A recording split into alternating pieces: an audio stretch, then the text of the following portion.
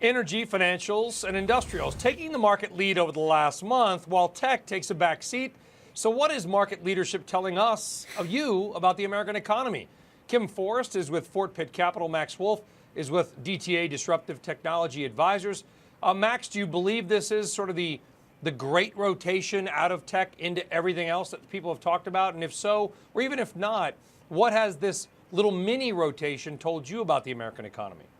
So I think the message we're getting, which is pretty clear on a multiple data points here, is that the economy is good right now. Of course, the problem is the real question is always where it's going. We think this is a strong sign, but we also think it's a little bit of a rotational rally, to your earlier point, away from big tech, and that's part of the reason in the indices you see something like the S&P, which is reliant on big tech, lag the Russell 2000. I think we'd be remiss not to mention the healthcare, but a little bit more than is totally comfortable for us is dependent on expected tax cuts and regulatory shift.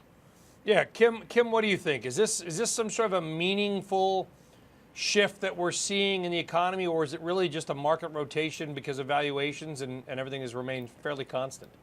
Sure. Well, I think it's a little bit of the valuation story, but I see data points outside of the markets that kind of point to the success of the Russell 2000. And that would be things like today's ISM services number being pretty strong. But the biggest thing that gives me the most amount of excitement about investing in the non-momentum areas is the NFIB survey that was released in the middle of September that says small business is actually planning on increasing capital spending. Wow. What?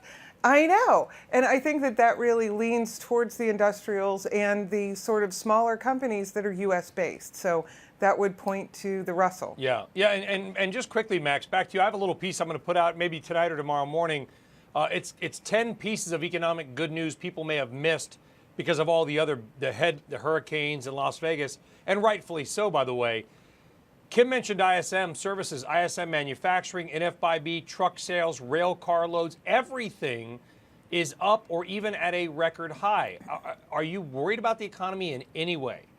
Yeah, so look, there's absolutely no real kind of debate here from a data perspective that our macro numbers are really good. We are a little bit worried, actually, on the longer term, not the next 6 months, but out beyond that horizon, only because we've learned from the past that we are at a little longer than normal, a little higher than normal in terms of the peak trough. And when you get to that place, you usually feel like you're invincible, and it's usually a good time to take a breather. So the good news is right now looks good. There's no real visibility for any kind of crash in the next 6 months or so, but we are kind of on borrowed time against the historical norm. Yeah, I might have to add that NFIB piece is my 11th point, Kim, because I'd totally forgotten about it. But yeah. I'll send that to you when and if I decide to get around to finishing that little ditty.